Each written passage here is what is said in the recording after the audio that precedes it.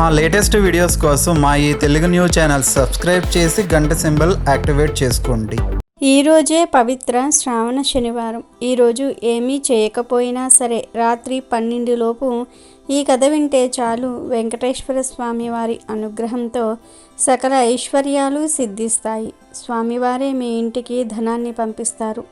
ఈరోజు ఈ కథలు వినటం వలన జన్మజన్మల పాపాలు పోతాయి, కోటి జన్మల పుణ్యం వస్తుంది. మీకు ఉండే కష్టాలు పోతాయి, సిరి సంపదలు కలుగుతాయి. ఇక మీకు అన్ని శుభాలే జరుగుతాయి. రోజు దేవుడి మీద డిపెండ్ అయితే ఏం జరుగుతుంది, మనుషుల మీద ఆధారపడితే ఏం జరుగుతుందో తెలిపే ఈ కథను వింటే చాలు మీ జీవితంలో పేదరికం అనేది దగ్గరకు రాదు. దైవాన్ని నమ్మిన వాడికి అదృష్టం తలుపు తడుతుంది. అదృష్టవంతులు మాత్రమే దైవాన్ని ఆశ్రయిస్తారు. అదృష్టవంతుణ్ణి ఎవ్వరూ చెడగొట్టలేరు. మానవులను పొగుడుతూ దైవాన్ని తక్కువగా చూసే దురదృష్టవంతుణ్ణి ఎవ్వరూ బాగు చేయలేరు. అందుకు ఉదాహరణే ఈ కథ. పూర్వం ఒక రాజుగారి కొలువులో 2 పురోహితులు ఉండేవారు. అందులో ఒకరి పేరు దైవాధీనం. ఈ దైవాధీనం జగత్ సర్వం అని నమ్మినవాడు. జగత్తంతా దేవుని ఆధీనమే, ఆయన సంకల్పం చేత నడుస్తున్నది అని నమ్మేవాడు కనుక ఆయనకు ఆ పేరు వచ్చింది. రెండో వాని పేరు రాజాధీనం. ఈ రాజాధీనం రాజుగారి పరిపాలన బాగా ఉందని, అందుకే ప్రజలంతా సుఖంగా ఉన్నారని నమ్మేవాడు కనుక ఇతనికి రాజాధీనం అనే పేరు వచ్చింది. రాజుగారి మెప్పు పొంది ఇతను అప్పుడప్పుడు రాజా బహుమానం అందుకునేవాడు. ఒకరోజు రాజుగారికి రాజాధీనం గారిని సువర్ణ వజ్ర వైడూర్యాలతో సత్కరించాలని కోరిక కలిగింది. అది ఎవరికీ తెలియకుండా రహస్యంగా చేయాలని భావించాడు.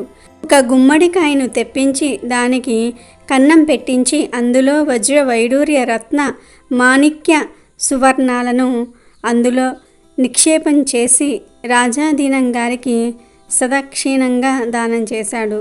ఆయన దాన్ని ఇంటికి తీసుకుపోతూ దీన్ని అమ్మేసి డబ్బులు తీసుకుంటే మంచిది అని ఆలోచించాడు. ఆలోచన వచ్చిన వెంటనే ఒక శెట్టిగారికి గుమ్మడికాయ అమ్మి ఆయన ఇచ్చిన పావలా డబ్బులు తీసుకుని ఇంటికి వెళ్ళాడు. ఆ కాయను కొన్న శెట్టిగారికి ఒక ఆలోచన వచ్చింది. గుమ్మడికాయ దొరికింది, పితృదేవతల పేరుతో దాన్ని దానం చేస్తే పుణ్యం అని పెద్దలు అంటారు. ఎవరైనా భగవద్భక్తి పారాయణులైన వారికి దానం చేస్తాను అనుకున్నాడు శెట్టి. అప్పుడే అనుకోకుండా దైవాధీనం గారు అటు వెళ్తూ కనిపించారు. శెట్టిగారు ఆయనను ఇంటికి ఆహ్వానించి దక్షిణతో సహా కూష్మాండ దానం చేశారు. దైవాధీనం ఆ దానం స్వీకరించి గుమ్మడికాయ తీసుకుని ఇంటికి వెళ్ళాడు. దైవాధీనం గారి భార్య భర్త తెచ్చిన గుమ్మడికాయను భర్త చేత పగలగొట్టించింది. ఎందుకంటే ఆడవాళ్ళు గుమ్మడికాయ పగలగొట్టరాదని ఆచారం కదా, అందుచేత భర్త చేత గుమ్మడికాయను పగలగొట్టించింది. అలా పగలగొట్టగానే దైవాధీనం దంపతులకు అందులో వజ్ర వైడూర్య మరకత మాణిక్య సువర్ణాలు కనిపించాయి. ఇదంతా దైవలీలగా ఆయన భావించి పరమేశ్వరునికి కృతజ్ఞత తెలిపాడు. మర్నాడు రాజాధీనం రాజదర్శనానికి వెళ్ళాడు. అప్పుడు ఆయన్ని గుమ్మడికాయ కూర తిన్నావా అని రాజుగారు అడిగాడు. దానికి ఆయన ఆహా, ఓహో, అద్భుతం అని బొంకారు. ఇక రాజుగారికి గుమ్మడికాయ ఆయన ఇంటికి చేరలేదని అర్థమైంది. ఒళ్ళు మండింది. గట్టిగా అడిగి రాజు నిజం తెలుసుకున్నాడు. జరిగింది తెలుసుకుని శెట్టిని పిలిచి అడిగితే డబ్బు ఇచ్చి దాన్ని కొన్నానని, దైవాధీనం గారికి దానం చేశానని చెప్పాడు. తాను ఒకటి తెలిస్తే దైవం ఇంకోలాగా చేశాడేమిటి అని రాజుగారు ఆలోచించుకున్నాడు. మరోసారి ఒక సంచిలో ధనాన్ని మూట కట్టించి రాజాధీనం గారు వచ్చే దారిలో పెట్టి భటుణ్ణి కనిపించకుండా దాక్కుని ఏం జరుగుతుందో చూస్తూ ఉండమన్నాడు. రాజాధీనం నడిచి వస్తూ దాన్ని గమనించకుండా వెళ్ళిపోయాడు. భటుడు రాజుగారికి విషయం తెలిపాడు. ఆయన మళ్ళీ ఆశ్చర్యంలో మునిగాడు. రాజాధీనాన్ని పిలిపించి ఆ మూటను ఎందుకు చూడలేదని అడిగాడు. దానికి అతడు రోజూ వెళ్ళే దారే కదా, కళ్ళు మూసుకొని వెళ్ళలేనా అని అక్కడికి రాగానే అనిపించిందని, అందుకని కళ్ళు మూసుకొని వెళ్ళా అని బదులు చెప్పాడు. అప్పుడు రాజుకు అర్థమైంది తాను ఒకటి తెలిస్తే దైవం ఇంకొకటి తెలుస్తుంది అని. దైవాన్ని నమ్మిన వాడికే అదృష్టం తలుపు తడుతుంది అని ఈ కథ ద్వారా గ్రహించుకోవాలి. అలాగే ఈరోజు ఆపత్కాలంలో తప్పు చేసిన దోషం ఉండదు అని తెలిపే ఈ పురాణ కథను వింటే చాలు దరిద్రం అనేది మీ దరి చేరదు. మహాభారతంలోనూ పంచతంత్రం మాదిరిగానే అనేక నీతి కథలు కనిపిస్తూ ఉంటాయి. ఒకవైపు మంచి చెడుల గురించి వివరిస్తూ మనిషి నడవడి ఎలా ఉండాలో సూచించి, మరోవైపు లోకరీతి ఎలా ఉంటుందో తెలియజేస్తాయి. భారతంలోని శాంతి పర్వంలో అంపశయ్య మీద ఉన్న భీష్ముడు ధర్మరాజుకు చేసిన హితబోధలలో భాగంగా ఈ కథలు సాగుతాయి. వాటిల్లో ఒకటి ఈ కథ. అంపశయ్య మీద ఉన్న భీష్ముడితో ధర్మరాజు, పితామహ, ధర్మ భ్రష్టుత్వం కలిగినప్పుడు కరువు కాటకాలు సంభవిస్తాయి. అప్పుడు ద్విజులైన బ్రాహ్మణ, క్షత్రియ, వైశ్యులు ఎలా బ్రతకాలి అని అడిగాడు. అప్పుడు భీష్ముడు, ధర్మనందన, త్రేతాయుగము ద్వాపర యుగ సంధిలో 12 సంవత్సరాల కాల తీవ్రమైన కరువు సంభవించింది. నదులు, చెరువులు, పచ్చిక బయళ్ళు, చివరకు అడవులు కూడా ఎండిపోయాయి. ఆహారము దొరకక జంతువులు చచ్చిపోసాగాయి. రాజులు ప్రజల వద్ద ఉన్న ధాన్యాలను పన్నుల రూపంలో దోచుకున్నారు. బలవంతులు బలహీనులను దోచుకున్నారు. బ్రాహ్మణులు ధర్మం తప్పి ప్రవర్తించసాగారు. యజ్ఞయాగాదులు ఆగిపోయాయి. ఆకలికి తాళలేని జనము చనిపోసాగారు. ఆ సమయంలో విశ్వామిత్రుడనే మహర్షి ఆకలికి తట్టుకోలేక ఆహారం కొరకు వెతుకుతూ సాయం సమయానికి ఒక పల్లెను చేరుకున్నాడు. విశ్వామిత్రుడు ఆకలి బాధతో సొమ్మసిల్లి అక్కడే పడిపోయాడు. అతడి పక్కన ఒక కుక్క శరీరము పడి ఉంది. దాని చర్మం వలిచి మిగిలిన శరీరం అక్కడ ఎండబెట్టారు. దానిని ఆ మహర్షి చూశాడు. ప్రాణం పోయే సమయంలో కుక్క మాంస భక్షణం చేయటం పాపం కాదని కుక్క మాంసం దొంగిలించబోయాడు. అప్పుడే అక్కడ ఉన్న ఒక చండాలుడు అది చూసి, అయ్యా, మీరెవరు? ఈ పనికి ఎందుకు పూనుకున్నావు అని అడిగాడు. దానికి విశ్వామిత్రుడు, అయ్యా, నా పేరు విశ్వామిత్రుడు. ఆకలితో ఉన్నాను. చాలా రోజులుగా ఆహార పానీయాలు లేకుండా ఉన్నాను.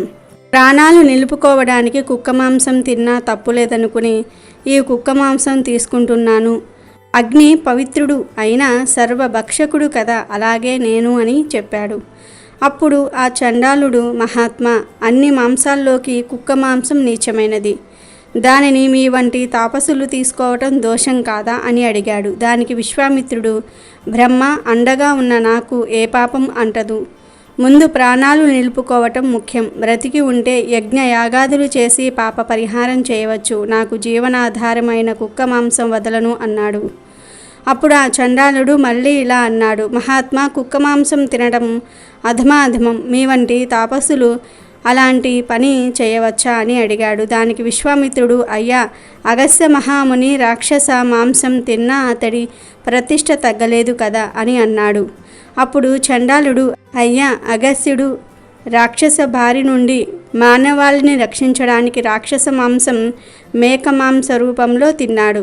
మీరు మీ ఆకలి మాత్రం తీసుకోవడానికి కుక్క మాంసం తినాలని అనుకుంటున్నారు. మీరు అగస్త్యుడు ఒకటి ఎలా అవుతారు అని అడిగాడు. ఇక విశ్వామిత్రుడు ఆకలికి తాళలేక, ఓయి, బ్రహ్మ జ్ఞానానికి ఆలవాలమైన ఈ దేహం కోసం ఏమి చేసినా పాపం కాదు, అడ్డులే అన్నాడు. అప్పుడు చండాలుడు, మహాత్మా, దొరికిన ఆహారం వదలలేక ఇలా అంటున్నావు కానీ దీని వలన మీ తేజస్సు క్షీణించదా అన్నాడు. అప్పుడు విశ్వామిత్రుడు, అయ్యా, నేను బ్రతకాలని అనుకుంటున్నాను. నాకు ఈ మాంసం ఇవ్వు. నేను నిన్ను అడిగి తీసుకుంటున్నాను గనుక నాకు దొంగతనం చేసిన పాపం అంటదు అని అన్నాడు. ఇక చండాలుడు, మహానుభావ, ఎంతో పుణ్యాత్ములైన మీరు అధముడినైన నా వద్ద దానం తీసుకునుట ధర్మమా? నేను ఇంతకంటే కాఠిన్యం వహించలేను. ఇదిగో కుక్క మాంసం, మీ ఇష్టం వచ్చినట్లు చేసుకోండి అన్నాడు. అప్పుడు విశ్వామిత్రుడు కుక్క మాంసం తిని ప్రాణాలు నిలుపుకున్నాడు. ఆ తరువాత వానలు కురిశాయి, చెట్లు చిగురించాయి, పంటలు పండాయి, కరువు దూరమయ్యింది.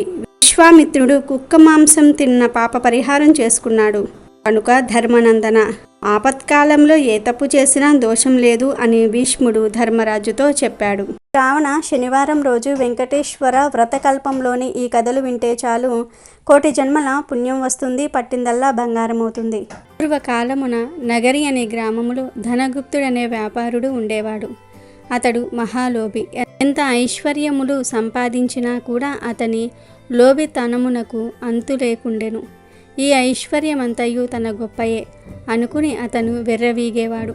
అంతటి వారినైనా ఈ అహంకారమే కదా అదో పాతాళమునకు త్రోసివేయునది. ధనగుప్తుని భార్య కాంతిమతి మాత్రము ఎంతో భక్తి శ్రద్ధలు కలిగి ఉండేది. వారికి 3 పుత్రికలు. చివరి పుత్రిక అయిన కుమారికి దైవభక్తి ఎక్కువగా ఉండేది. ఎల్లప్పుడూ ఆ శ్రీనివాసున్నే తలుస్తూ ఉండేది. కుమారి తండ్రికి తెలియకుండా వీలున్నప్పుడల్లా కూడా శ్రీ వెంకటేశ్వర స్వామి వారి ఆలయానికి వెళ్ళి స్వామివారిని దర్శించుకుని వస్తూ ఉండేది. ఇంటికి తీసుకువచ్చిన ప్రసాదాన్ని అందరూ స్వీకరించినా తండ్రి మాత్రం ఎప్పుడూ తీసుకునేవాడు కాదు. భర్త యొక్క ఈ ప్రవర్తనకు కాంతిమతి మిక్కిలి చింతించేది. ఒకరోజు కుమారి తన స్నేహితుల ఇంట శ్రీ వెంకటేశ్వర వ్రతం జరుగుతుందని తెలుసుకుని తాను కూడా వ్రత కథలను విందామని వెళ్ళింది. వ్రతము పూర్తి చేసేసరికి మిట్ట మధ్యాహ్నం అయ్యింది. ప్రసాదము తాను స్వీకరించి కొంచెము ప్రసాదాన్ని పొట్లముగా కట్టించుకుని ఇంటికి బయలుదేరినది కుమారి. మార్గ మధ్యమునకు వచ్చేసరికి ఎండ తీవ్రత ఎక్కువైనది. ఎక్కడైనా కొంచెం దాహం తీర్చుకుందామని తలచగానే ఆ పక్క వీధిలోనే తన తండ్రి అంగడి ఉందని గుర్తొచ్చింది. దాంతో కుమారి దగ్గరలో ఉన్న ఆ అంగడికి వెళ్ళి ఈ వ్రతం గురించి తండ్రికి చెప్పకుండా నీళ్లు అడిగి తాగింది. తండ్రి కోపగించుకుంటాడనే భయంతో కంగారుగా దాహం తీర్చుకుని వడివడిగా ఇంటిదారి పట్టింది. ఈ హడావిడిలో కుమారి ప్రసాదం పొట్లం దుకాణంలోనే మర్చిపోయి వదిలివేసింది. ఇంతలో ఆ బజారులో ఒక్కసారిగా అలజడి మొదలయ్యింది. ప్రజలందరూ ఆహాకారాలు పెడుతూ పరిగెత్తుతూ ఉన్నారు. పెద్ద అగ్ని ప్రమాదం సంభవించి ఆ వీధిలోని అంగళ్ళు అగ్నిదేవుని ప్రతాపానికి ఆహుతి కాసాగాయి. అసలే మిట్ట మధ్యాహ్నం, దానికి తోడు తీవ్రమైన వడగాలి. ఆ మంటలు చూసిన ధనగుప్తుడి శరీరం భయంతో కంపించింది. ఇంకొద్ది క్షణాలలో తన కళ్ళ ముందే తన అంగడి కూడా బూడిద కావాల్సిందే. ఈ ఆలోచనతో చేతులు వణికిపోతూ ఉన్నాయి. అంగడి నుంచి అందరూ బయటకు పరుగులు తీశారు. కానీ తాను ఉండిపోయాడు. అంగడిని విడిచి పోబుద్ధి కావటం లేదు. అంటే తాను కూడా మసైపోతాడు. ఇలా ధనగుప్తుడు ఆలోచిస్తూ అంగడిలోనే ఉన్నాడు. ఈ కంగారులో చేతికి ఏదో పొట్లం తగిలింది. ఏ ఆలోచన లేకుండా తీసి నోట్లో వేసుకున్నాడు. తీయగా అనిపించింది. అంతేకాదు మనసు కొంచెం స్థిమిత పడ్డట్టు కూడా తోచింది. అప్పుడే ఒక అద్భుత సంఘటన జరిగింది. మంటలన్నీ ధనగుప్తుడి ముందు దుకాణం వద్దే ఆగిపోయాయి. ఒక్క నిప్పురవ్వ కూడా తన దుకాణంపై పడలేదు. ఈ చిత్రం చూసిన ధనగుప్తుడి నోటి మాట రాలేదు. ఇంతలో ఈ వీధిలో అగ్ని ప్రమాదం జరిగిందని ఇంటిలో తెలిసి భార్య కాంతిమతి కుమార్తెలతో సహా భయాందోళనలతో ఆ శ్రీనివాసుడినే ప్రార్థిస్తూ అక్కడికి వచ్చారు. అంగడి వరకు వచ్చిన మంటలు పక్కనే ఉన్న అంగడి వద్దే ఆగిపోవటం చూసి ఆశ్చర్యచకితులయ్యారు. అప్పుడు కుమార్తెకు తాను అంగడిలో మరిచిన పొట్లం గుర్తుకు వచ్చింది. ధనగుప్తుడు అంతకుముందు తాను తిన్నది ఆ పొట్లంలోని పదార్థంగా గ్రహించాడు. కుమారి ఆ పొట్లం శ్రీ వెంకటేశ్వర స్వామి వారి ప్రసాదం అని, తాను వ్రతంలో పాల్గొనడం అంతా వివరించింది. తాను స్వీకరించిన ఆ ప్రసాద మహత్యం వలనే తాను ఆ ప్రమాదం నుంచి బయటపడినట్లుగా ధనగుప్తుడు గ్రహించాడు. శ్రీహరిని క్షమించమని చెంపలు వేసుకున్నాడు. సాయంకాలమే ఊరి వారందరినీ పిలిచి శ్రీ వెంకటేశ్వర వ్రతకల్పము భక్తి శ్రద్ధలతో ఆచరించాడు. అప్పటినుంచి ఆ వర్తకుడు పూర్తిగా స్వామివారి సేవలకే శేష జీవితాన్నంతా కూడా గడిపి చివరికి ముక్తిని పొందాడు. కేవలం ప్రసాదాన్ని స్వీకరించినంతనే ఎంత ఆపద నుంచి బయటపడ్డాడో చూశారు కదా. శ్రీ వెంకటేశ్వర వ్రత మహత్యము అంతటి అద్భుతమైనది. మీరందరూ వీలున్నప్పుడల్లా ఈ వ్రతం ఆచరించి శ్రీనివాసుని కృపకు పాత్రులవ్వండి. పూర్వకాలమున మగధ సామ్రాజ్యంలో విష్ణుజిత్తుడనే శ్రీవారి ప్రియభక్తుడు ఉండేవాడు. అతనికి 9 మంది కూతుర్లు ఉన్నారు. విష్ణుజిత్తుడు ఎంతో పాండిత్యము కలిగినను మిక్కిలి పేదరికంతో బాధపడుతూ ఉండేవాడు. విష్ణుజిత్తుని భార్య తారామతి ఎల్లప్పుడూ ఆ శ్రీనివాసుడి పాద పద్మముల యందే మనసు లగ్నం చేసి ప్రార్థిస్తూ ఉండేది. అప్పుడప్పుడు వివాహాది శుభకార్యాల పౌరోహిత్య కార్యక్రమాలలో దక్షిణగా వచ్చే కొద్దిపాటు సొమ్ముతో అష్టకష్టాలు పడుతూ సంసారం సాగిస్తూ ఉన్నారు ఆ దంపతులు. కుమార్తెలకు యుక్త వయసు సమీపించినది. తారామతి ఎప్పుడూ కూతుర్ల వివాహం ఎలా చేయాలి అని చింతిస్తూ ఆ శ్రీనివాసున్నే ప్రార్థిస్తూ కాలం వెళ్ళబుచ్చేది. ఆశ్రిత జన రక్షకుడైన శ్రీ వెంకటేశ్వర స్వామి వారికి తన భక్తులంటే అపార ప్రేమ. ఇది మన అందరికీ తెలిసినదే కదా. అందుకే ఒకనాడు ఆ శ్రీనివాసుడు ఈ దంపతుల కష్టాలను తీర్చడానికి ఒక వృద్ధ బ్రాహ్మణుడి రూపంలో వచ్చాడు. ఒక శనివారం రోజు ఉదయాన్నే ఈ వృద్ధ బ్రాహ్మణుడు విష్ణుజిత్తుని ఇంటి తలుపు తట్టాడు. విష్ణుజిత్తుడు వచ్చి తలుపు తీశాడు. అప్పుడు ఆ బ్రాహ్మణుడు, అయ్యా, నేను వంగదేశపు వాసిని. ఒక యజ్ఞం నిమిత్తం వెళ్తూ దారి మధ్యలో ఈ దేశం వచ్చాను. దయచేసి ఈ ఒక్కరోజు మీ ఇంట్లో ఉండనిచ్చినచో తిరిగి రేపు ఉదయాన్నే వెళ్ళిపోగలను అని విష్ణుజిత్తుని ప్రార్థించాడు. అందుకు విష్ణుజిత్తులు, స్వామి, అంతకు మించిన అదృష్టం మాకేమున్నది? అతిథి సాక్షాత్తు వెంకటేశ్వర స్వామితో సమానమని మన పురాణాలు ఘోషిస్తూ ఉన్నాయి కదా. తమరు ఎటువంటి సంకోచము లేకుండా మా ఇంటిలో ఉండండి అని ఆ వృద్ధ బ్రాహ్మణుణ్ణి లోనికి తీసుకుని వచ్చి సపర్యలు గావించాడు. ఆ రోజు మధ్యాహ్నం భోజనం తర్వాత అందరూ కూర్చున్నారు. అప్పుడు ఆ వృద్ధ బ్రాహ్మణుడు తారామతితో ఇలా అన్నాడు, ఏమమ్మా దిగులుగా ఉన్నావు? ఏమిటి నీ బాధ? ఏమీ సంకోచించకుండా నాకు చెప్పు అన్నాడు.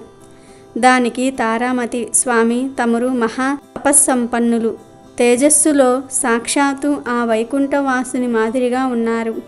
మీ వద్ద దాచడానికి ఏమున్నది? నా మనోవ్యధంతా నా బిడ్డల వివాహం గురించి మాత్రమే. వారికి ఎలా పెళ్లి చెయ్యాలో అర్థం కావటం లేదు అని తన బాధంతా కూడా చెప్పుకుంది. తారామతి మాటలు విన్న ఆ విప్రోత్తముడు చిరునవ్వు నవ్వి, తల్లి, నీ బాధ నేను గ్రహించి తిని. నీ కష్టములన్నీ తొలగిపోయి నీ కుమార్తెలకు శుభప్రదంగా వివాహాలు జరిగేలాగా ఒక అద్భుత వ్రతం నీకు చెప్తాను. ఈ వ్రతము ఆచరిస్తే మీ కష్టములన్నీ కూడా పోయి భోగభాగ్యములతో తులతూగుతారు. శ్రీ వెంకటేశ్వర వ్రతం అను ఈ వ్రతం మిక్కిలి శుభతరము అని చెప్పి ఆ వ్రత విధానమంతయు ఆ దంపతులకు వివరించాడు. అంతటా విష్ణుజిత్తుడు, స్వామి, మహా సంతోషం. ఇంతకు మించి మహాభాగ్యం ఏముంటుంది? ఎన్నో రోజులు ఎందుకు? శుభస్య శీఘ్రం అన్నారు గదా మన పెద్దలు. ఈరోజు శనివారం, ఎంతో శుభదినం. ఈరోజే తమరు సెలవిచ్చిన శ్రీ వెంకటేశ్వర వ్రతమును ఆచరించెదము అని విష్ణుజిత్తులు, తారామతి దంపతులు తమ కుమార్తెలందరితో కలిసి ఆ రోజు సాయంకాలమే బంధుమిత్రులను ఆహ్వానించి శ్రీ వెంకటేశ్వర వ్రతమును అత్యంత భక్తి శ్రద్ధలతో యథాశక్తి ఆచరించారు. వచ్చిన భక్తులందరూ కూడా వ్రతం పూర్తయిపోయిన పిమ్మట తీర్థ ప్రసాదములు స్వీకరించి తమ తమ గృహములకు వెళ్ళిపోయారు. అప్పుడు విష్ణుజిత్తుల వారు భార్యా సమేతముగా ఆ బ్రాహ్మణోత్తమునికి పాద నమస్కారము గావించి తమ దంపతులను ఆశీర్వదించవలసిందిగా వేడుకున్నారు.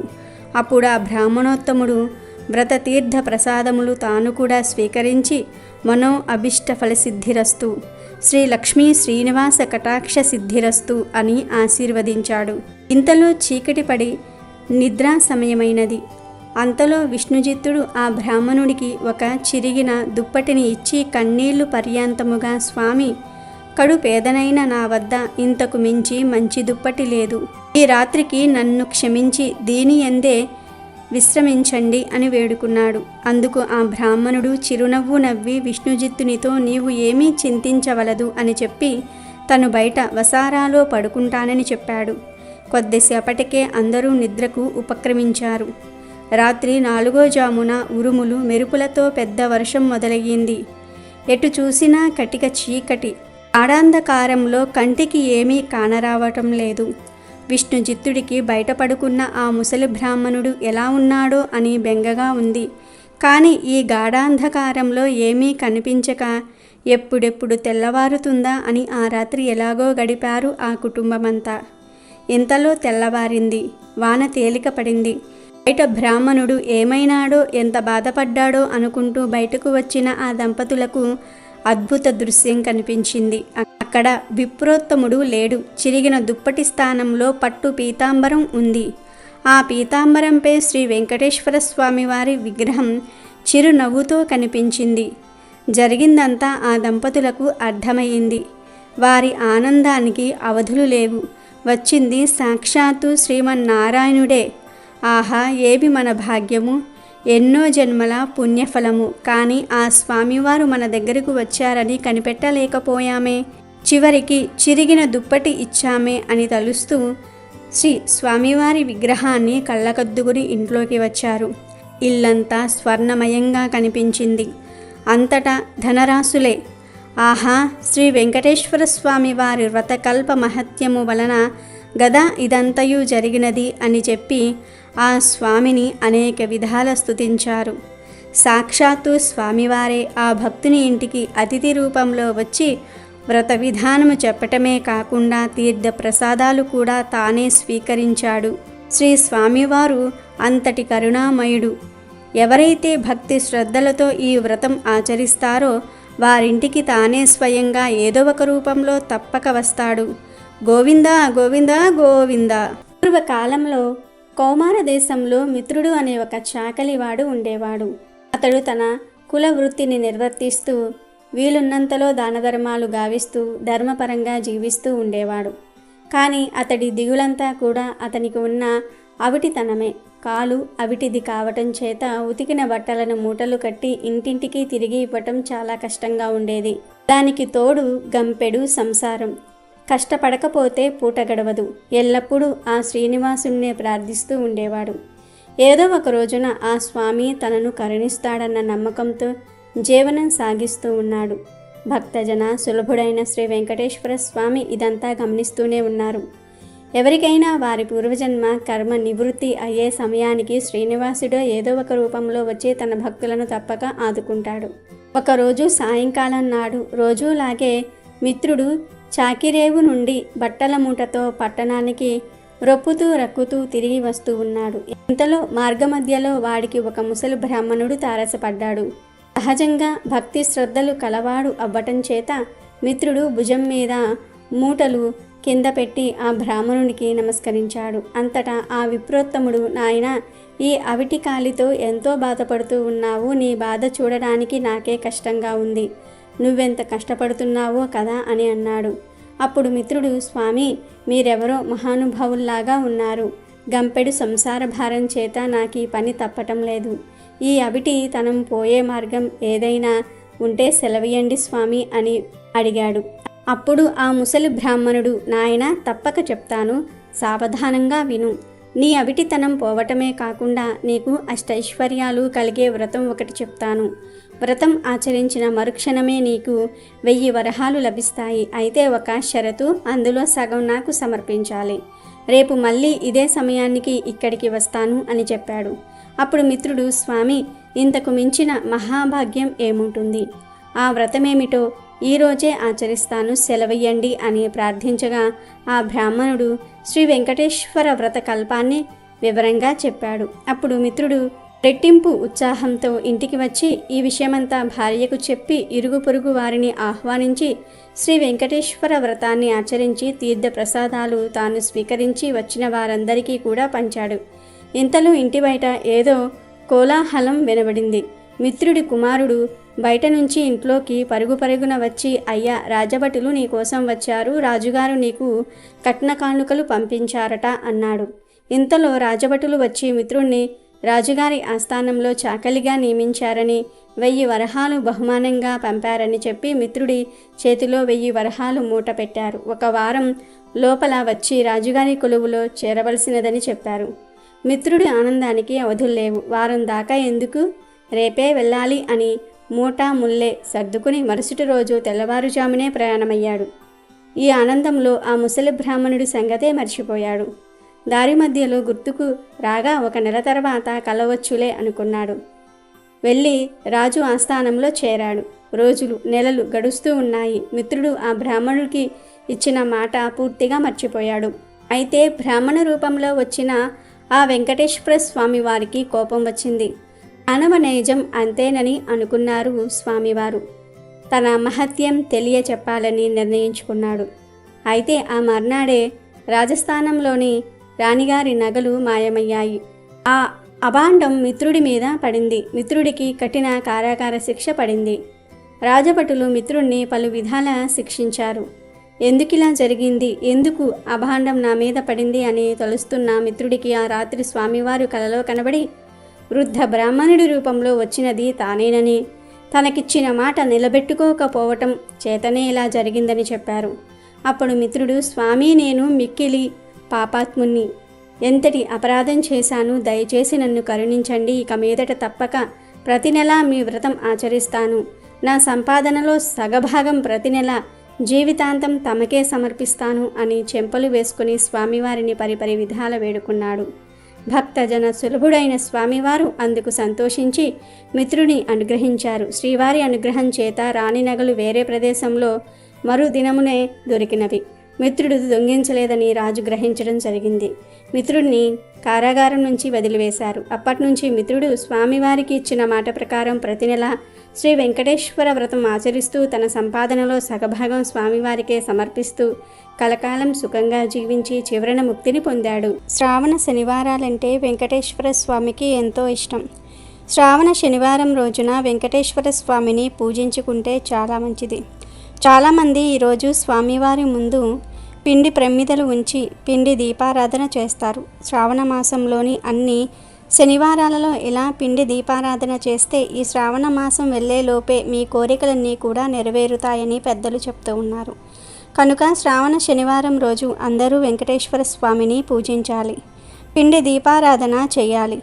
పిండి దీపారాధన చేసే సమయం లేని వారు కనీసం మామూలు దీపారాధన అయినా సరే చేసుకోవాలి.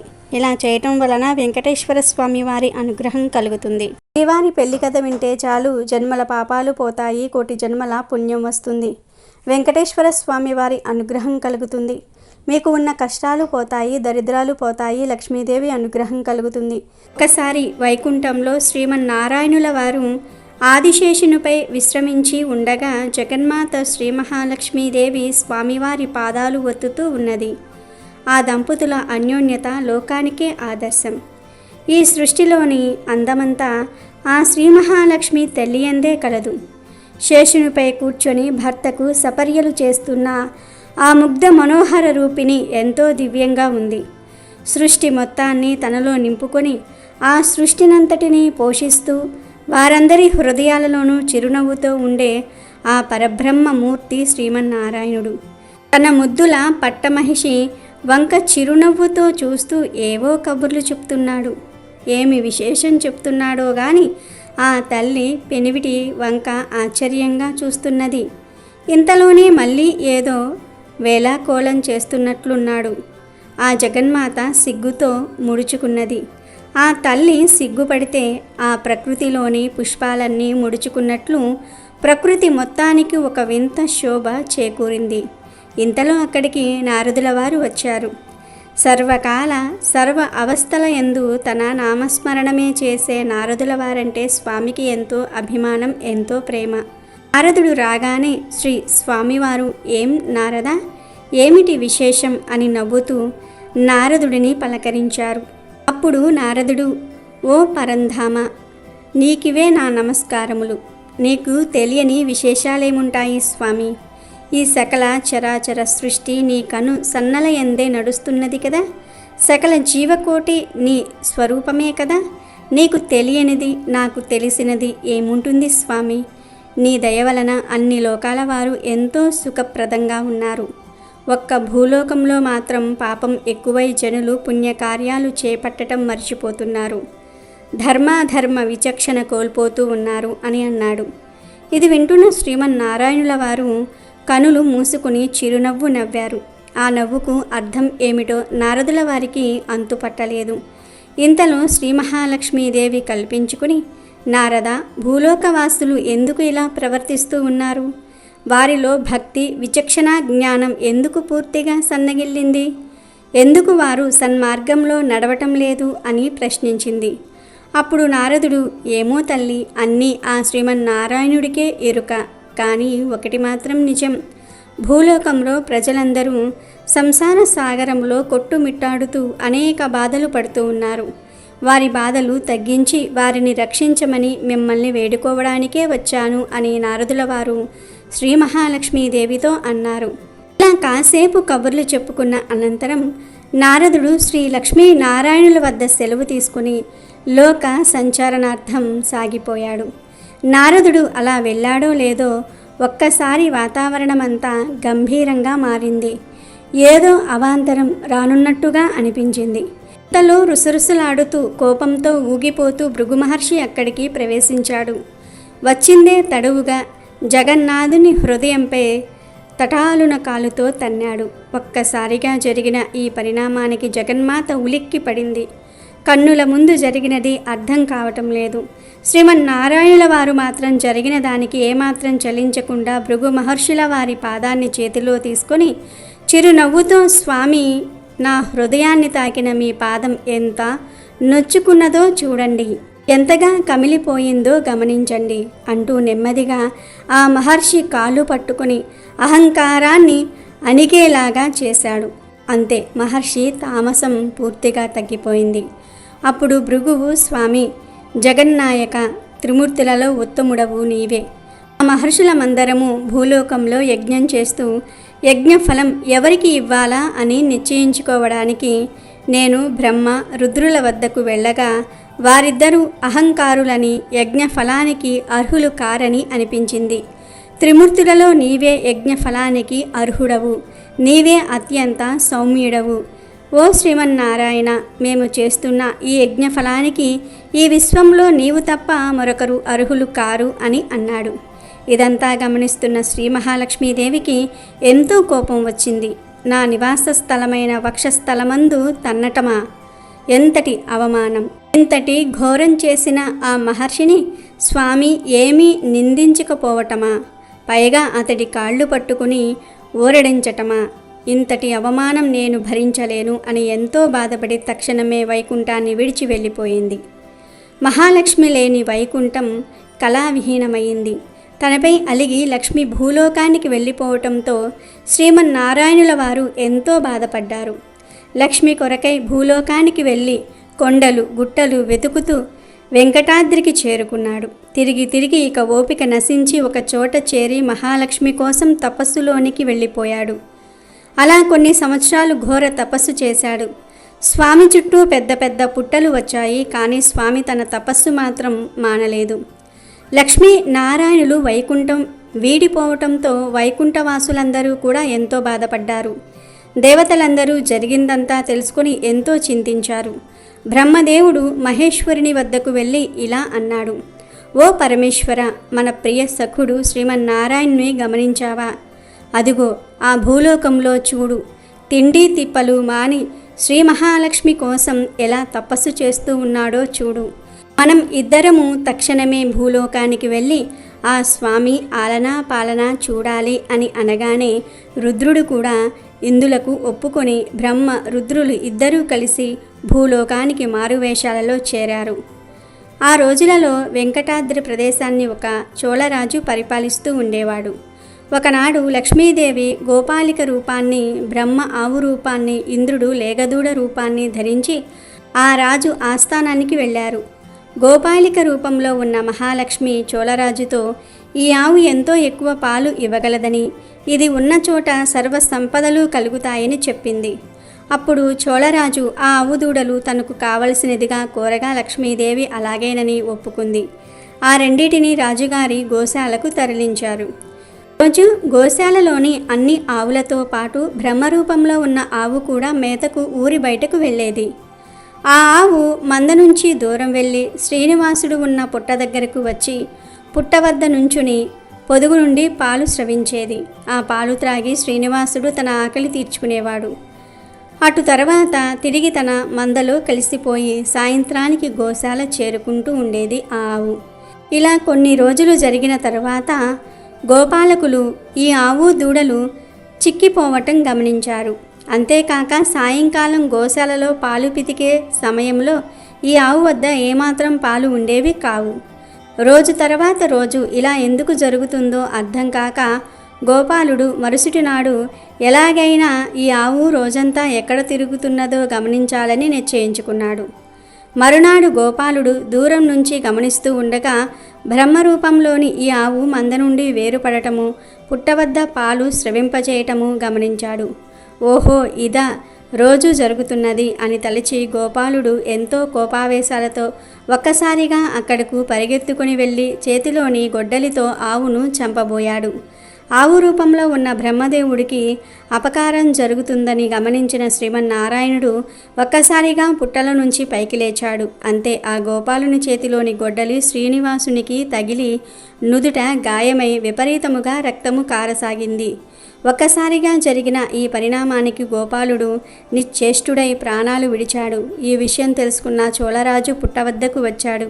జరిగిన దానికి రాజే కారణమని శ్రీనివాసుడు చోళరాజును పిశాచముగా మారగలవని శపించాడు.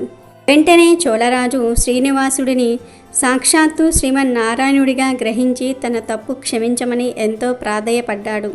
అందుకు జాలిపడి శ్రీనివాసుడు శాప విమోచనం జరిగే మార్గం అనుగ్రహించాడు. తర్వాత శ్రీనివాసుడు దేవగురువైన బృహస్పతిని పిలిచి తన గాయాలకు మూలికా చికిత్స చేయించుకున్నాడు. ద్వాపర యుగంలోని యశోద వకులమాతగా జన్మించి ఆ సమీపంలోనే ఆశ్రమం నిర్మించుకుని నివసిస్తున్నది. నారదుల వారి ద్వారా శ్రీమన్నారాయణుడు భూలోకానికి రావటము, తన ఆశ్రమానికి సమీపంలోనే ఉండటము తెలుసుకుని వకులమాత స్వామిని కలిసింది. నాయనా, నీవు వచ్చి నా ఆశ్రమంలో ఉండవలసింది. ఇక నుంచి నీ పేరు శ్రీనివాసుడు అని అన్నది. శ్రీనివాసుడు అందుకు సంతోషించి ఆమెతో పాటు వెళ్ళి ఆశ్రమంలోనే నివసించసాగాడు. ఆ రాజ్యాన్ని పరిపాలిస్తున్న ఆకాశరాజు ధరణీదేవి దంపతులకు వివాహమైన ఎన్ని సంవత్సరాలకు సంతానం కలగలేదు. ఎన్నో వ్రతాలు చేశారు, అనేక పుణ్య తీర్థాలను దర్శించారు, అయినా ఫలితం లేకపోయింది. చివరకు ఆస్థాన జ్యోతిష్యుల సలహా ప్రకారము ఆకాశరాజు పుత్ర కామేష్టి యజ్ఞం తలపెట్టాడు. ఒక సుముహూర్తం నిశ్చయించుకుని బ్రాహ్మణులకు యజ్ఞానికి కావలసిన సామాగ్రి మొత్తం సమకూర్చాడు. యజ్ఞ స్థలాన్ని పరిశుభ్రం చేసే పనిలో భాగంగా ముందుగా తానే స్వయంగా నాగలితో భూమిని దున్నడానికి ఉపక్రమించాడు. కొద్ది దూరం దున్నగానే ఒక్కసారిగా నాగలికి ఏదో ఒక వస్తువు తగిలిన శబ్దమయ్యింది. ఏమై ఉంటుందా అని ఆశ్చర్యంతో తవ్వి చూడగా ఒక సువర్ణ ఖచ్చితమైన పెట్టె కనపడింది. ఆకాశరాజు వెంటనే భార్య ధరణీదేవిని పిలిచి ఆ పెట్టె తెరిచి చూశాడు. అయితే ఆ దంపతులకు ఎంతో ఆశ్చర్యం కలిగింది. ఆ పెట్టెలో సహస్రదళ కమలాల మధ్య దివ్య తేజస్సుతో మెరిసిపోతూ ఒక పసిపాప కనిపించింది. ఇంతలో ఆకాశవాణి ఇలా పలికింది: ఓ రాజా, ఈ పసిపాపను సామాన్య బాలికగా భావించవద్దు. ఈమె సాక్షాత్తు లక్ష్మీదేవి అంశతో జన్మించినది. ఈమె వలన మీ దంపతుల జన్మ ధన్యమయ్యింది. ఈ బాలిక ముందు ముందు నీకు అఖండ కీర్తిని తీసుకురాగలదు. ఈ శిశువు వలన నీ వంశంలోని ముందు వెనుక తరాల వారందరూ కూడా తరించెదరు అని పలికింది. అప్పుడు ఆకాశరాజు దంపతులు మిక్కిలి ఆనందంతో యజ్ఞం పూర్తి చేసి ఆ పాపను అంతఃపురానికి తీసుకుని వెళ్ళి పద్మావతి అని నామకరణం గావించారు. పద్మావతి లభించిన శుభ విశేషం చేత ఆ దంపతులకు అనతి కాలంలోనే మగపిల్లవాడు జన్మించాడు. ఆ బాలునికి వసు నారాయణుడని నామకరణం గావించారు. పద్మావతి వసు నారాయణులిద్దరూ అల్లారు ముద్దుగా ఆడుతూ పాడుతూ పెరిగి పెద్దయ్యారు. పద్మావతి అతిలోక సౌందర్యవతిగా రూపుదిద్దుకున్నది. రతీదేవి యొక్క అందము, సరస్వతి వంటి విద్యా విజ్ఞానాలు, గౌరీదేవి వంటి వర్చస్సు, లక్ష్మీదేవి యొక్క తేజస్సు, అలంకారం కలిగి జగత్తులోనే అద్భుత సౌందర్య రాశిగా అలరారసాగింది. ఒకనాడు నారద మునీశ్వరుడు లోక విహారం చేస్తూ ఆ రాజ్యానికి వచ్చి ఆకాశరాజు ధరణీదేవి దంపతుల వద్దకు వచ్చాడు. అక్కడ ఉన్న పద్మావతిని చూసి ఆ దంపతులతో ఇలా అన్నాడు: ఓ రాజదంపతులారా, మీరు ధన్యులు. ఈ పద్మావతి సామాన్య యువతి కాదు. ఈమె సాక్షాత్తు శ్రీ మహాలక్ష్మి అంశతో జన్మించినది. నీకు త్వరలోనే సాక్షాత్తు శ్రీమన్నారాయణుడే అల్లుడు కాగలడు అని చెప్పి పద్మావతిని శీఘ్రమే కళ్యాణ ప్రాప్తిరస్తు అని దీవించి లోక సంచారానికై బయలుదేరి వెళ్ళాడు. రోజులిలా గడుస్తూ ఉండగా అక్కడ వకులాదేవి ఆశ్రమంలో శ్రీనివాసుడు వకులమాత చేసే సపర్యలతో సంతోషంగా కాలం గడుపుతూ ఉన్నాడు. ఒకనాడు శ్రీనివాసుడికి వేటకు వెళ్దామని తలంపు కలిగింది. ఈ మాటే తల్లితో చెప్పగా వకులాదేవి శ్రీనివాసునితో, నాయనా, నీవు అతి సుకుమారివి. క్రూర మృగాలతో వేట చాలా ప్రమాదంతో కూడినది. వెళ్ళవద్దు నాయనా అని వారించింది. అందుకు శ్రీనివాసుడు, తల్లి, నీవేమీ చింతించవద్దు. ఆ మృగాలు నన్నేమీ చేయలేవు. నేను చక్కగా వేటాడి తిరిగి వస్తాను అని చెప్పి వకులమాత వద్ద సెలవు తీసుకుని వేటకు వెళ్ళాడు. కొంతసేపు వేటాడిన తర్వాత అలసిన శ్రీనివాసుడు సమీపంలో ఒక కొలను కనిపించటంతో కాసిన్ని నీళ్లు త్రాగి ముఖము కడుక్కొని కాసేపు పక్కనే ఉన్న వనంలో విశ్రమించాడు.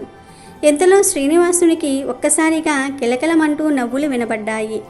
ఈ నవ్వులు ఎక్కడి నుంచి వస్తున్నవో అని ఆలోచిస్తూ ఉండగా ఎదురుగా చిలకెత్తలతో వస్తున్న ఒక అద్భుత సౌందర్య రాశి శ్రీనివాసుడికి కనబడింది. ఆమె మరెవరూ కాదు, ఇష్ట సకులతో వన విహారానికై వచ్చిన రాకుమార్తె పద్మావతియే. పద్మావతి సౌందర్యానికి శ్రీనివాసునికి నోటమాట రాలేదు. పద్మావతి కూడా ఒక్కసారి శ్రీనివాసుని అద్భుత తేజస్సుకు ఆశ్చర్యపడి కనులింతగా చేసుకుని చూసింది. ఇంతలో వర పురుషుని ఈ విధంగా చూడటమా అని మనస్సులో తలంపు వచ్చినదై వెంటనే ముఖమును పక్కకు తిప్పుకున్నది. శ్రీనివాసుడు నెమ్మదిగా వారిని సమీపించి, ఓ సుందరి, నీవెవరువు? జగత్తులోని సౌందర్యమంతా నీలోనే ఉన్నది. నీవు నన్నెంతో ఆకర్షించితివి. నిన్ను భారీగా చేపట్టని ఎడల నా జీవితము వ్యర్థమని తోచుచున్నది. నీ తల్లిదండ్రులు ఎవరు? వారిని తక్షణమే కలిసి ఈ విషయం మాట్లాడి నిన్ను వివాహమాడ నిశ్చయించాను. ఈ నిర్ణయం తిరిగిలేనిది. నిన్ను తప్ప వేరే కన్యను వివాహమాడను అని అన్నాడు. అప్పుడు పద్మావతి చెలికత్తెలు శ్రీనివాసునితే, నీవెవరివి? ఎక్కడ నుంచి వచ్చావు? నీ మాటలకు ఏమైనా అర్థమున్నదా? ఈమె ఎవరనుకుంటున్నావు? ఈమె ఈ దేశాన్ని ఏలుతున్న ఆకాశరాజు ప్రియపుత్రిక పద్మావతి.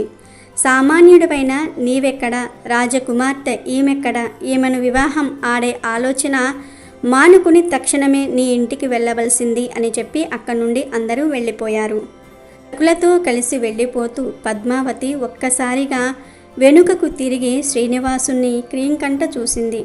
ఆ చూపుతో శ్రీనివాసుడు మరింత ఉబ్బి తబ్బిబ్బయ్యాడు. ఆశ్రమానికి చేరిన శ్రీనివాసుడు వకులమాతకు జరిగిన విషయమంతా వివరించాడు. పద్మావతిని తప్ప వేరెవరిని వివాహమాడనని చెప్పాడు. అందుకు వకులమాత శ్రీనివాసునితో, నాయన, అతి సామాన్యులమైన మనమెక్కడ? ఎక్కడో అంతఃపురంలో నివసించే ఆ పద్మావతి ఎక్కడ? దయచేసి ఆ ఆలోచనను విరమించు నాయన అన్నది. ఆయన శ్రీనివాసుడు వినలేదు. పద్మావతిని తప్ప వేరే కన్యను వివాహమాడే ప్రసక్తి లేదన్నాడు. అక్కడ అంతఃపురంలో పద్మావతి పరిస్థితి కూడా ఇలాగే ఉన్నది. ఉద్యానవనంలో శ్రీనివాసును చూసిన రాత్రి ఆమె కంటికి కునుకులేదు. రాత్రంతా శ్రీనివాసుని రూపమే కనుల ఎదుట కనిపించసాగింది. నిద్రలేమితో అలసటగా ఉన్న రాకుమార్తెను ఉదయం చూసిన తల్లి ధరణి దేవికి పద్మావతి ఎందుకు ఇలా ఉన్నదో అర్థం కాలేదు. పద్మావతి మాత్రం తల్లి ఎంతగా అడిగినా కూడా కారణం చెప్పలేదు. రోజురోజుకి పద్మావతి విరహ వేదన ఎక్కువ కాసాగింది. ఏ ఆహారము తినబుద్ధి కావటం లేదు. ఆటపాటలన్నీ మానివేసింది. ఏ విషయం మీదికి మనసు పోవటం లేదు. ఎల్లప్పుడూ శ్రీనివాసుడే మదిలో మెదులుతూ ఉన్నాడు. మనసులో ఒక్కటే ఆలోచన, తల్లిదండ్రులకు ఈ విషయం చెప్తే సామాన్యుడైన ఒకరికి తననిచ్చి వివాహం చేయడానికి ఏమాత్రం ఒప్పుకోరని తలచింది. అందుకే అటు శ్రీనివాసుని మరవలేక ఇటు తల్లిదండ్రులకు ఈ విషయం చెప్పలేక ఎంతో మదనపడుతూ నిద్ర ఆరాలు మానివేసి రోజురోజుకి కృంగి కృషించసాగింది. ఆకాశరాజు దంపతులకు ఏమీ తోచట్లేదు. ఎంతోమంది గొప్ప వైద్యులను పిలిపించి అనేక విధాల ప్రయత్నం చేశారు. అయినా పద్మావతిలో ఏమాత్రం మార్పు రాలేదు. ఒకనాడు అంతఃపురానికి ఒక ఎరుకల సాని వచ్చింది. ఈమె ఎవరో కాదు, మారువేషంలో వచ్చిన శ్రీనివాసుడే. ఎరుకల సాని సొంది చెప్తూ ఉంటే ఆమెలో ఏదో శక్తి ఉన్నట్లు అంతఃపురంలోని వారికి అనిపించింది.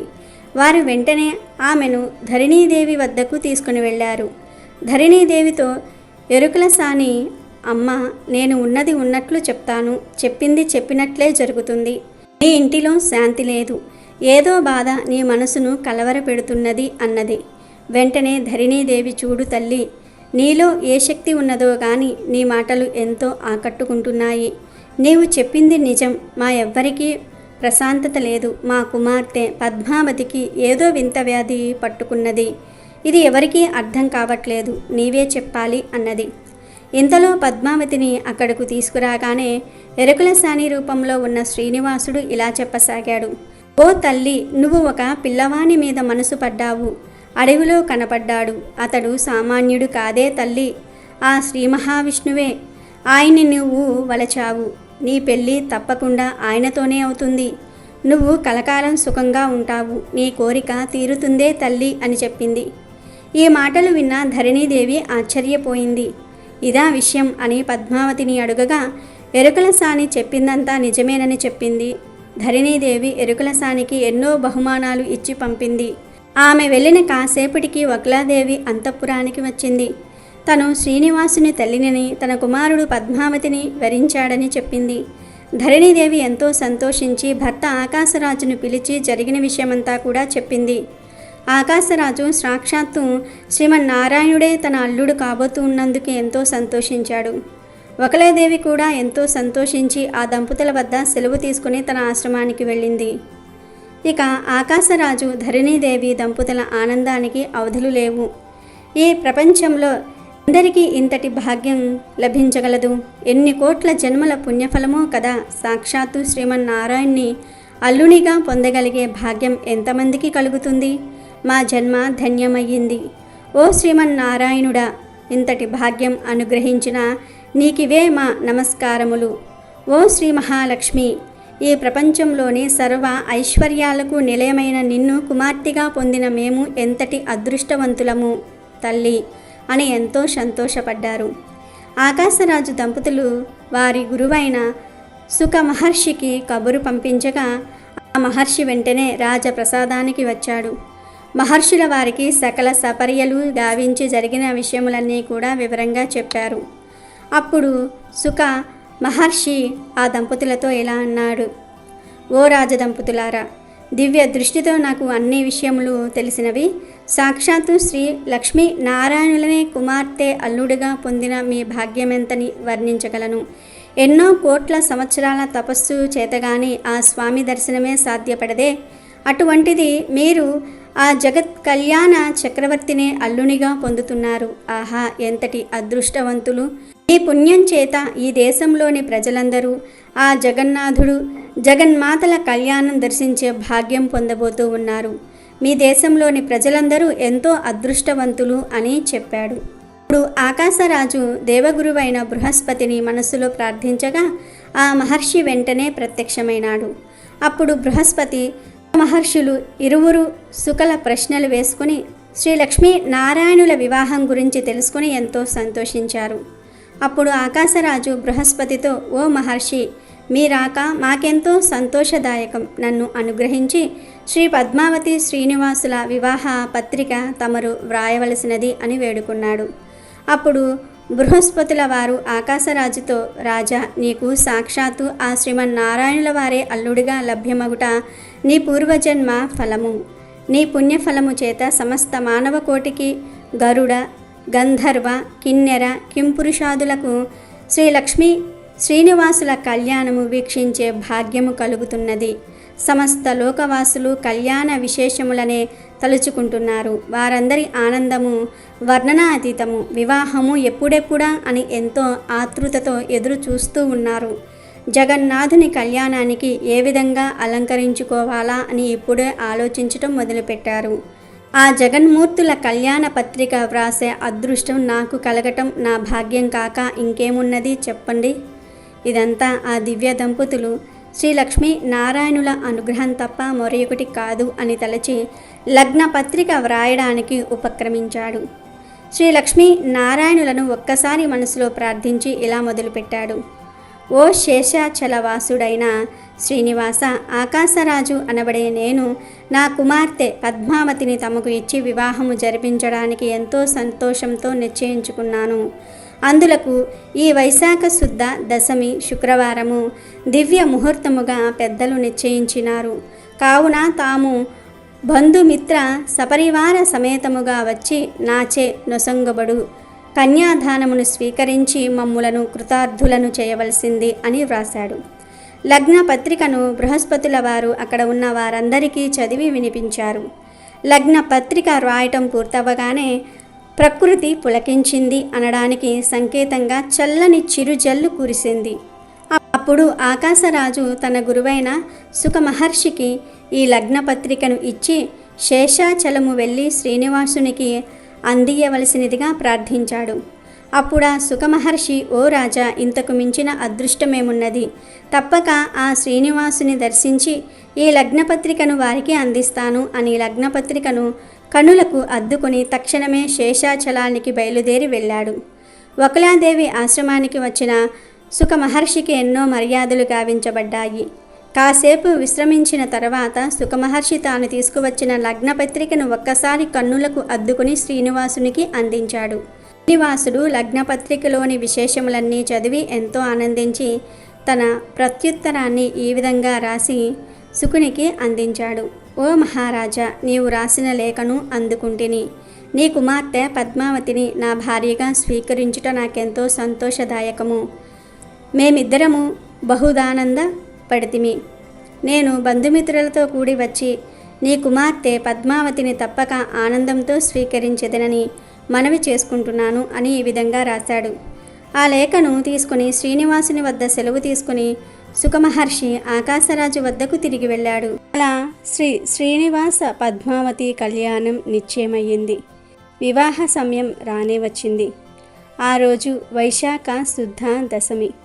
సూర్య భగవానుడు ఉదయాన్నే ఎంతో ఆనందంగా ఉన్నాడు. ఆ రోజే పద్మావతి శ్రీనివాసుల కళ్యాణం. ప్రకృతి అంతా పులకించిపోతున్నది. సరస్సులలోని కమలాలు ఎంతో ముచ్చటగా విచ్చుకున్నవి. పక్షులు కలకల రావాలు చేస్తూ చెవులకు ఇంపు కలిగిస్తూ ఉన్నాయి. అంతా హడావిడిగా ఉన్నది. దేవతలందరూ ఎంతో అద్భుతమైన వస్త్రాలను ధరిస్తూ ఉన్నారు. ఆనాటి శ్రీ లక్ష్మీ నారాయణుల వివాహానికి అందరూ అనేక ఆభరణాలను ధరించి తయారవుతూ ఉన్నారు. సుమంగళి మణులు ఎంతో అందమైన వస్త్రాలను ధరించి పుష్పాలతో కురులను అలంకరించుకుని రకరకాల దివ్య ఆభరణాలతో ముస్తాబవుతూ ఉన్నారు. ఆకాశరాజు ధరణీదేవి దంపతులు వరపూజకు కావాల్సిన వస్తువులన్నీ కూడా సిద్ధము చేసుకుని నూతన వస్త్రాభరణములు, రంగురంగుల పూల హారాలు, తాంబూలములు, ఎన్నో దివ్య కానుకలను తీసుకుని శ్రీనివాసుని విడిది గృహానికి బయలుదేరారు. వారితో పాటే సుఖ, బృహస్పతి మహర్షులు కూడా బయలుదేరారు. ఆకాశరాజు వెనుక సమస్త బంధుజనము వచ్చింది. వీరందరూ కలిసి మేళతాళాలతో శ్రీనివాసుని విడిది గృహానికి వచ్చారు. అక్కడ అప్పటికే చతుర్ముఖ బ్రహ్మ, పరమేశ్వరుడు, అష్టదిక్పాలకులు, నవగ్రహ దేవతలు మొదలైన దేవతలందరూ కూడా వచ్చి ఉన్నారు. అక్కడ ముని గణములోనున్న వశిష్ఠుల వారు ఆకాశరాజుతో వరపూజ గావించవలసిందిగా చెప్పారు. అప్పుడు ఆకాశరాజు శ్రీనివాసునికి నమస్కరించి, ఓ శ్రీనివాస, శ్రీమన్నారాయణ, నిన్ను అల్లునిగా పొందుతున్న నా భాగ్యము ఎంతని చెప్పుదును. ఎవరి నామస్మరణచే కోటి జన్మల మహాపాపాలన్నీ కూడా నశించునో, ఎవరి నామస్మరణచే మనస్సు శరీరము శుద్ధి చెందునో, ఎవరి నామస్మరణ వలన కోటి యాగ ఫలం లభించునో, ఎవరి నామస్మరణ వలన సమస్త దేవగణము వారి వారి శక్తులు పొందుతారో, ఎవరి దర్శన భాగ్యమై సమస్త మునిగణము కోట్లాది సంవత్సరాలుగా తపస్సు చేస్తూ ఉన్నారో, అటువంటి పరబ్రహ్మమూర్తివైన నీవు నాకు అల్లునిగా లభ్యమగుట నా అదృష్టమెంతటిదని చెప్పుదును. నీ పాదపద్మములను ఒక్కసారి మనసులో తలిస్తే చాలు, సర్వపాపములు తొలగిపోవును, సర్వభాగ్యాలు కలుగును. సాక్షాత్తు బ్రహ్మదేవుడే కడిగిన నీ పాదాలను కడిగే అదృష్టం నాకు కలిగినందుకు నాకెంతో సంతోషముగా ఉన్నది. కన్యాదాతలందరూ కూడా తమ కుమార్తెకు భర్తగా వచ్చే యువకుడు శ్రీమన్నారాయణు గుణగణాలను, సౌందర్యాన్ని, తేజస్సును కలిగి ఉండాలని తలుస్తారు. అటువంటిది సాక్షాత్తు నీవే నాకు అల్లునిగా లభించటంతో ఏ కన్యాదాతకు కలగని అదృష్టం నాకు కలిగింది అని ఆనంద బాష్పాలు కంటగారా శ్రీనివాసుని పాద పద్మములను కడిగి చందన, కుంకుమ, పుష్ప, అక్షింతలతో పూజించాడు. సుమంగళి మణులు మంగళహారతి పాటలు పాడుతూ శ్రీనివాసునికి హారతి పట్టారు. ఈ వేడుకంతా చూస్తున్న వారందరి ఆనందం చెప్పడానికి వేలులేనిది. ఇక పెండ్లి కుమార్తె తన మందిరంలో ఎలా ఉన్నదో చూద్దాము. సాక్షాత్తు సరస్వతీదేవి, గౌరీదేవి పద్మావతిని అలంకరిస్తున్నారు. అద్భుతమైన బంగారు సరిగంచు పట్టుచీర కట్టి బంగారు కుచ్చులతో మల్లె మొగ్గలు జడను వేసి పాపట బొట్టు, చెంపన ముత్యాల సరాలతో అలంకరించారు. సరస్వతీదేవి కాళ్లకు పారాని రాయగా గౌరీదేవి పద్మావతికి బుగ్గన చుక్కను పెట్టింది. ఇంద్రుని భార్య సచీదేవి పద్మావతికి ఎంతో అందమైన మెరిసిపోతున్న ఆభరణాలను అలంకరింపచేసింది. అప్సరసలు వచ్చి పద్మావతికి చేతులకు, కాళ్లకు గోరింతాకు పెట్టారు. ఆహా, ఆ తల్లి సౌందర్యం ఎంతని వర్ణించగలం. శ్రీనివాసుడే మదిలో దోబూచులాడుతూ ఉండగా మధుర మధుర ఆలోచనలతో ఆనందిస్తూ మళ్ళీ ఇంతలోనే ఓహో ఇక్కడ ఇంతమంది ఉన్నారు కదా అని సిగ్గుపడి ముడుచుకుపోతూ ఉన్న శ్రీ మహాలక్ష్మిని వర్ణించటం ఎవరితరం? ఆ సృష్టిలోని సౌందర్యమంతా ఆమెదే కదా. ఇంత చక్కటి బంగారు ఆభరణాలు ధరించింది, కానీ ఈ సృష్టిలోని బంగారమంతా ఈమె స్వరూపమే కదా.